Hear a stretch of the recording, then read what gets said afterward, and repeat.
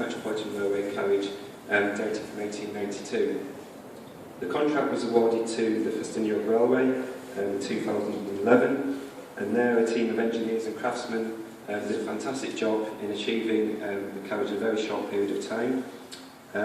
However, we needed an assurance engineer to scrutinise the design, the build, the construction, the testing, the performance of the vehicle, and Paul, he used to work for Delta Rail as a vehicle acceptance body signatory. He was responsible for the approval of Tornado, and whilst working on other modern projects such as the Underground and Croydon Tramlink, this really was a different kettle of fish.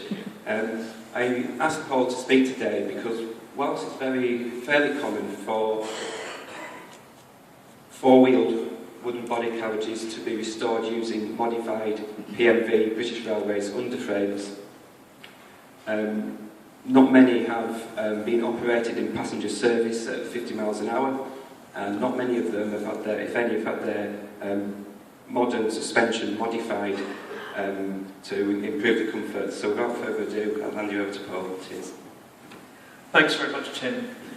So, as Tim's mentioned, and probably most of you are aware, the London Underground is celebrating their 150th birthday this year, and I should imagine most people in this room have seen photos of the trains that were operated both in the tunnels of the Circle Line and also on the north end of the Met. And this was a partnership between many different organisations, including obviously London Transport Museum and London Underground themselves, and the Festiniog Railway was responsible for the rebuild of Met 353 for this project. I was asked to help try and put the safety case together, essentially, to provide the safety assurance information so that we could do this thing that seemed a bit crazy, to run a steam train with a four-wheeled wooden body carriage with people on it at relatively high speeds on a busy commuter railway. And this was made possible by the fact that people wanted it to happen. The senior people in the Underground wanted their birthday party to go off well. But having said that, there were still a lot of hoops to jump through. So, just to summarise, the original underframe of the Metropolitan 353 didn't survive, so it was rebuilt on a modified Southern Region PMV underframe. One of the issues were that the springs were a bit too stiff for what is now a lighter vehicle, which could lead to poor ride quality or an increase in derailment risk on twisted track. And there was another feature that wasn't ideal, the body attachment, the way the body was attached to the underframe. And so I'm going to talk a bit about both of those areas, what we did with the springs, what we did with the body mountings, and then the tests that we did in order to get the vehicle approved for running on London Underground at speeds of up to 50 miles an hour. And I hope this is going to provide a useful precedent so that if some of you want to do similar modifications, you've got an example that's gone before. And that was helpful to us in other areas of the redesign. For example, the Isle of Wight and the Kent and East Sussex Railways have modified PMV underframes for four-wheel coaches, and we used some of the designs and knowledge in terms of shortening the frame that they previously used. So hopefully there'll be some people in the room that this will be useful to. So, starting with the springs. The original Met 353 had fairly traditional carriage leaf springs. They were 6 foot 7 inch long according to the original drawing. They had 9 leaves, and I think I've had to estimate this on the drawing. There were 8 of them that were about 4 inch by half inch and a thicker leaf at the top. And they had 2 or 3 rubbers on the hangers. If we compare that to the PMV, the spring is quite a bit shorter. It's only 5 foot against 6 or 7. It's got the same number of leaves, but the leaves are thicker. They're 5/8 inch rather than half an inch. Again, there's a thick top leaf, and they've got 2 rubbers. So by being shorter and with thicker leaves, the springs are capable of carrying much higher loads, but they're much stiffer. So how can we calculate it? What can we do? Now, you won't be able to read this, I can't read it from the front here, but there is an old British Rail document for calculating the stiffness of leaf springs based on the dimensions, which I had a copy of. And in fact, I've got a few printed out here if anyone's particularly interested to take one home. But I used those equations to calculate the spring characteristics, the safe loads for the springs and so on. And I did it in a spreadsheet, as you do, and I'm not going to go through this in detail, but essentially the spring is considerably stronger than is needed for the new application. The new carriage is much lighter. It's probably more than twice as strong as it needs to be, and very much stiffer than it needs to be. So what did we do? Well, one possibility would have been to say, let's recreate some springs much closer to the original. They'd be longer, they'd have thinner leaves, but that would require quite a lot of modification to the underframe and the spring hanger arrangements, and there were some technical reasons and timescale reasons why that wasn't really an option in this case. So what we decided to do was to remanufacture the existing springs and remove some of the leaves. So we took out alternate leaves. It's not very clear here, it coloured them in red, the ones we took out. But essentially we left the bottom one, took out alternate ones going up, and then left the top ones. So that we ended up, the bottom right picture is the resulting spring with fewer leaves. We had a new buckle with a thicker block at the bottom. And we renewed the rubbers. Ideally, we'd have put in a couple more rubbers to soften things, but the spring hangers weren't long enough. Oh, in the springs, is that or something? I think, yes. I think it was Jones Springs. Jones Springs. One of the two. We used both at the Festiniog. So, the effect of doing that, it comes out, the calculation, I've reduced the stiffness by 26%, which is an improvement, but not as much as we'd have liked to have had. And one of the interesting things is that based on my estimated dimensions of the original from the drawing and photo, the original spring stiffness was only about a third of what we achieved, and about maybe a fifth of what it had been originally. Because it's longer, because the leaves were thinner. Yes. So we haven't got anywhere close to what the original carriage would have had. We've moved a step in the right direction, but it's not far enough really. And incidentally, when I calculated the strength of the original design, they were strong enough to carry the load, but there was not nearly as much margin as there was with the new design. So I'll talk a little bit about the body mountings. Originally, the body was fixed to the underframe, and of course this was a wooden underframe, with 10 large vertical bolts that went through the sill rails and into brackets attached to the sole bar. And those brackets also carried the footsteps. And when it was originally built, the drawings show that the body rested directly on the underframe, and the early photographs appear to support that. Now these vehicles were rebuilt quite early in their lives, had quite major rebuild to make the wheelbase longer, because they rode very badly to start with. And at that time it appears that the body was lifted off the underframe by about an inch with rubber blocks, placed at the same locations as well. This probably isn't rocket science to any of you, but it was quite interesting. And the logos do clearly show that it's raised clear of the underframe. And a similar arrangement is also on the Metropolitan milk van, which is of similar style and similar age to this vehicle.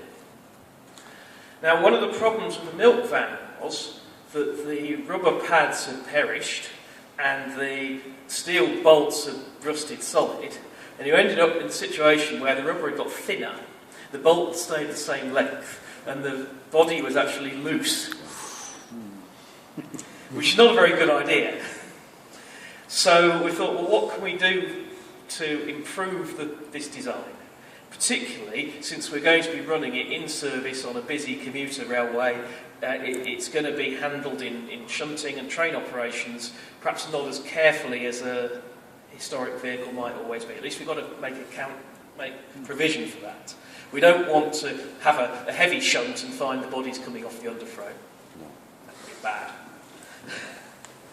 So we retained the existing layout of body fixings. PMV sold was a channel section, so we had to weld some plates on the front to mount the brackets. We made replica brackets for the body and the footsteps, which were broadly in the original design, and we used the rubber pads. But what we did was that we enlarged the holes in both the brackets and the sill rails and fitted a steel top hat section that ran up through the bracket and into the body. So that retained it longitudinally and laterally, even if you didn't have any clamping force in the bolt. But then what we did is, when we put the bolt through, the bolt clamped down on top of the steel top hat section, compressing the rubber a bit. And I've got there's a big washer that spreads the load on the top of the sill rail. And I've got a drawing of this in a minute. But the arrangement is sufficiently strong to withstand the vertical and lateral load cases defined in the London Underground standards.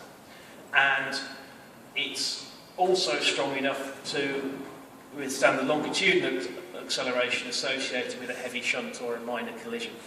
The major collision requirement in the Underground standards was something that we just couldn't even hope to meet with a heritage vehicle, but we managed to justify that with the limited usage, the very low likelihood of it being involved in a crash, that was okay.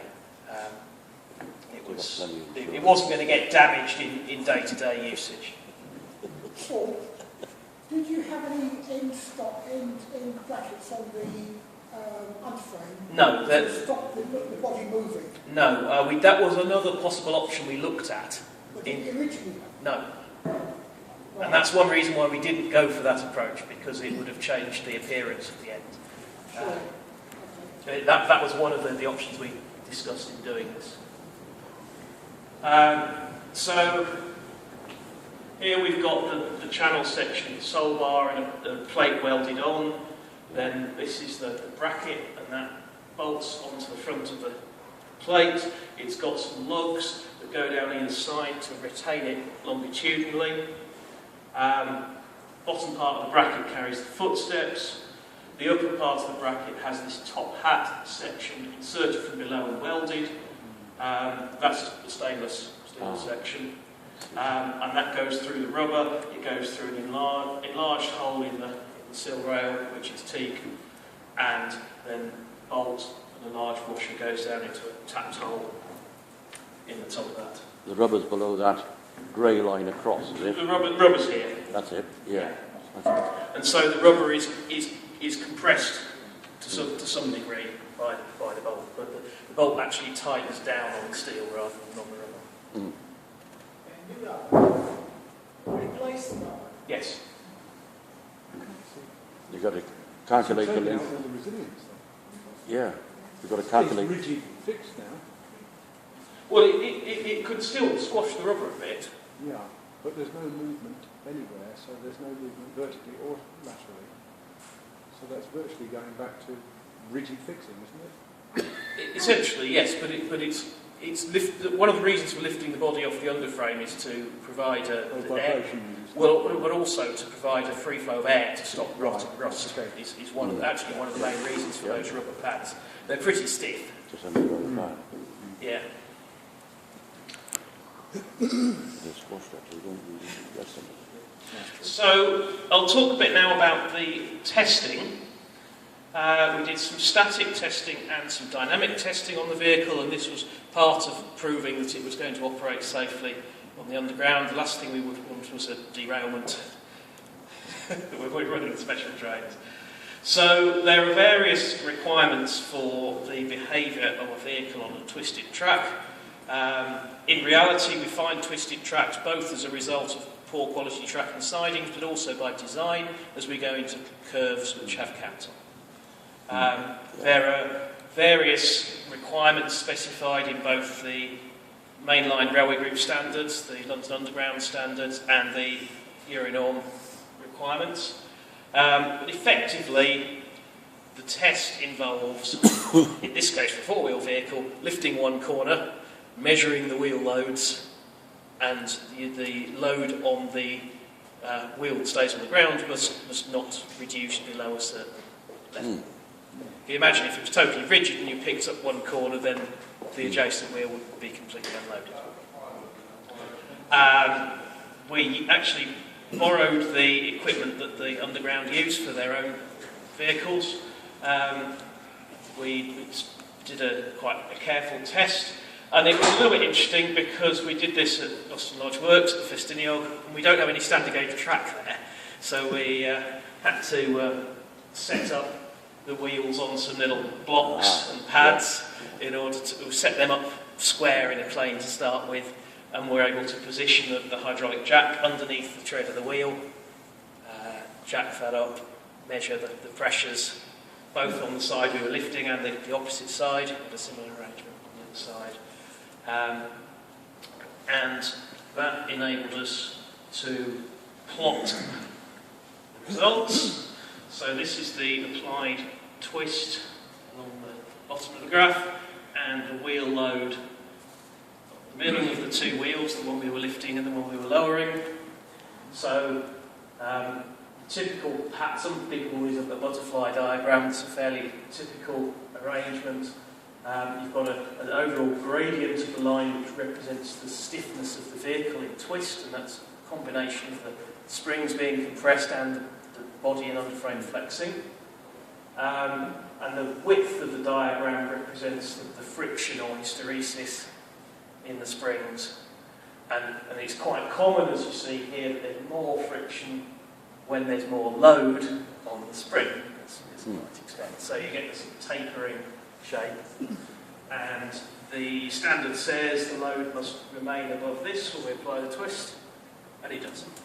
So our springs are stiffer than we might have liked them to be, but they're not so stiff that the vehicle's going to come off the track. And the photo there of one of the doors shows that actually a fair bit of that twist is happening over the underframe. So you can see it's tapered. When the vehicle was square, that door frame was square. Right. Yeah. So then we did some dynamic testing. Obviously we couldn't do that at the Festiniog. So we went to the Great Central, and they were really helpful actually. They did exactly what we needed, which included some quite strange requests. We did about 150 miles running over the course of a couple of days. We ran over some pretty poor quality jointed track. That's not an insult to the Great Central. They had in fact got the tamper in at the same week we were there to improve it, but it was pretty much on the limit of how bad track could be for 50 mile an hour running. So it was a severe test. And amongst other things, we did brake tests, but we also did some ride measurements. We had accelerometers measuring vertical and lateral accelerations on the vehicle. We had a radar speedometer, so we were fully aware of the speed, all logged on laptops and so on. This is something that in my day job we do quite often for people like Docklands Light Railway, Merseyrail, Croydon Tramlink and so on, but interesting opportunity to do it on an older vehicle. And because of the limitation of the length of the line and the length that was passed for the high speed, we did quite a lot of runs and then stitched together the results for different speed bands, so that, for example, in the speeds between 45 and 50 mile an hour, we had about 7.5 kilometres of running at that sort of speed to use as the basis for our ride assessment. Now, I think I'm going to have to play the little video separately. Do you need sound for that? No, we don't need sound. I've just got to find it. Can you just... I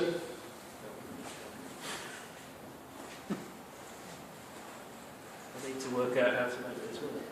Your arm can have a break, John. How do you know you're doing that? Can you help me find my Yeah, that's in the video? It's on the memory stick. Yeah. Sorry, I tried to It's yeah, the- that this one, one? yeah. Right. That's it. Can you put that on the screen? Yeah. Ah.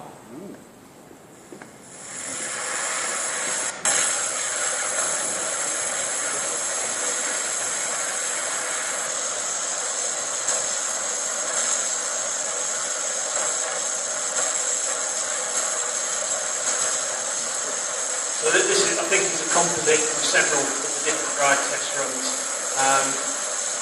It just gives you a feel for some of the testing. People who are fans of English electric power would have enjoyed this thing absolutely flat out.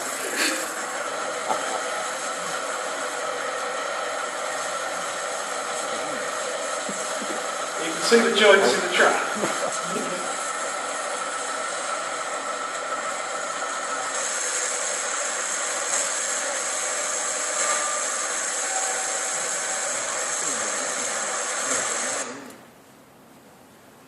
Feel. Okay. We carry on. Yes, just back to the present. PNV order, that would have to, didn't it? And the gold barrel and everything. Oh, yeah. Okay, that's right. Vehicle. Forward, is it? So we measured accelerations, as I mentioned. This is just a little slice of acceleration data from one of the higher speed tests. And the top graph is the vertical and the bottom one is the lateral. And these have been put through, I think, a 6 Hz filter. But you can see the big spike in the vertical at every rail joint. There was a brief bit of welded track in the middle of this section. And the ride was pretty good on that, but it was only a few seconds, and then you were back to getting jolted up and down. And I processed the ride using a comfort filter, one of the simpler ways of measuring ride, but it's a good indicator, to produce a ride index as a function of speed.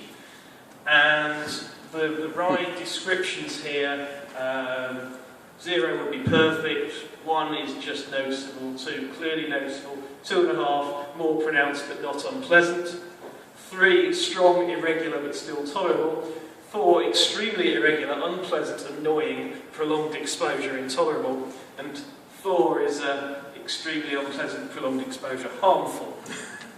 Yeah, nearly. And what you can see here is that with those springs, which we had softened from the PMV ones, but not really enough, that at about 20 mile an hour we're in the irregular but still tolerable zone, and by the time we're up to 50 mile an hour we're in the unpleasant and annoying. Now, having travelled on this for at least 100 miles of its running in, I wouldn't say my health was damaged, but it wasn't the most comfortable. So I'm giving that as an indication of why the original design had the longer, softer springs, because it would have been much better at coping with those track irregularities. Well, that was comfort. What about safety? Because ultimately, what matters is it's safe. And the Railway Group standards for the mainline running have an assessment method called peak counting. You do your ride tests, you process the data and look at the size and frequency of the acceleration peaks.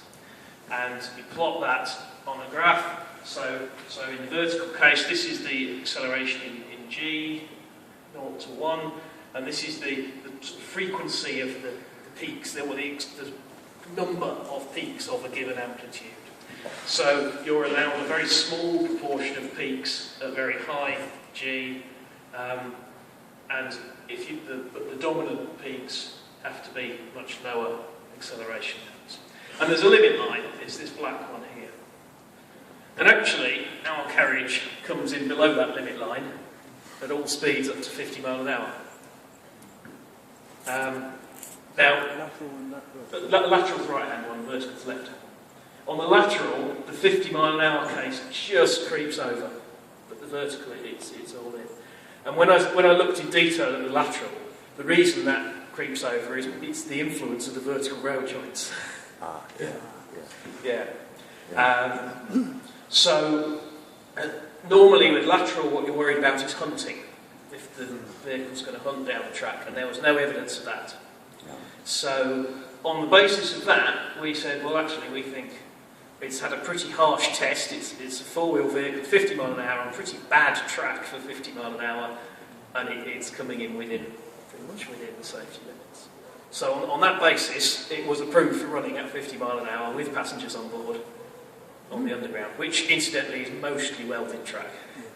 You didn't put weights on there to try it with say, a full load of passengers? No, we didn't.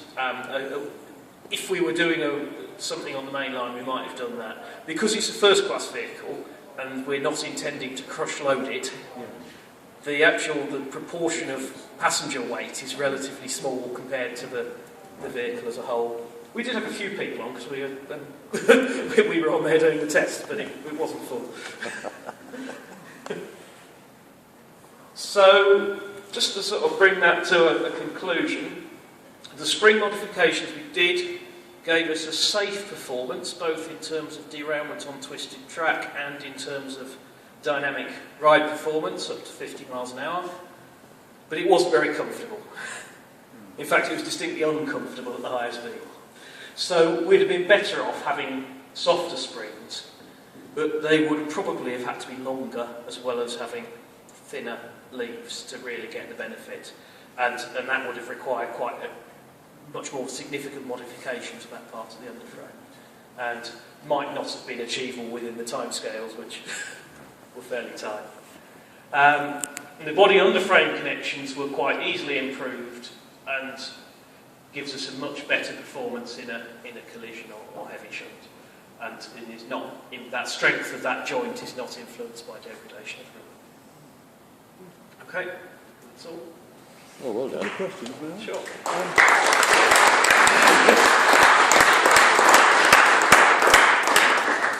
Can I just ask, I guess you did some spreadsheets which would have shown what had happened if you take more leaves out as well? You only took 3 out of 9. Yeah, we did. One of the difficulties was, if you take out... you can't have too much of a step between the different leaf lengths. No. Ah, right, okay. So, which one would we have taken out next? Yeah. These are already fairly widely Yeah. spaced in length. We could possibly have taken out one of those two. But the place where springs most commonly fail is in this region. Right. Yeah. And so I was a little bit nervous of removing one of those. That we And could again, maybe. if you had managed to get a third rubber in, what would your experience say that? What difference would that have made? The rubber stiffness is fairly high compared to the spring stiffness. It's about 7 or 8 times higher. So the combination of the two is dominated by the spring. If we got a third rubber in, it would have helped a little, but it would have been a fairly small effect. Aha. Thank you. What difference did the new buckle make? The only reason we renewed the buckle really was because we needed a smaller hole in the middle for the reduced number of leaves, but the same overall height. Okay. I think quite often when springs are refurbished, you may well fit a new buckle anyway, even if you're not changing the design. Yeah. I know these are modern springs, but a lot of pre-grouping coaches have springs with forged ends. Yes. For the holes. Yeah, these do. Oh, they do. This end is forged. So, So that you just kept the original. Yes, that top leaf is Because whenever we try to get springs remade, it just comes back as a turned, Yeah, piece of metal. It doesn't look quite the same. indeed. But presumably it doesn't have any influence on the operation. Not really. I wouldn't say It's so. just aesthetics. Yes. You can get them, but it's quite a considerable I was gonna difference say, in cost. I was going to say. Another question at the back there.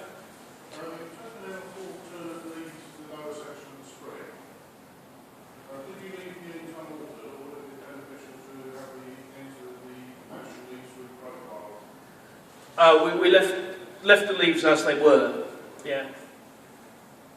That might have been a possible benefit, but we decided to stick with the original components as much as possible, really.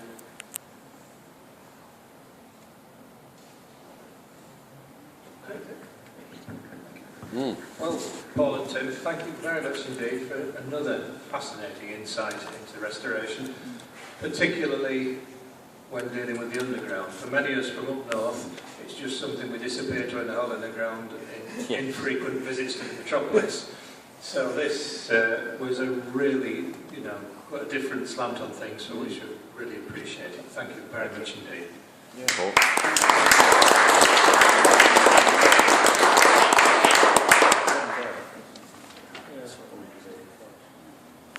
Now, the next thing on the agenda is lunch. We are a little early, about half an hour early per the programme, but the caterers had promised us, after discussions yesterday, that we're probably going to deliver lunch a little early anyway, but as yet there's no sign of them, so perhaps it's a chance just to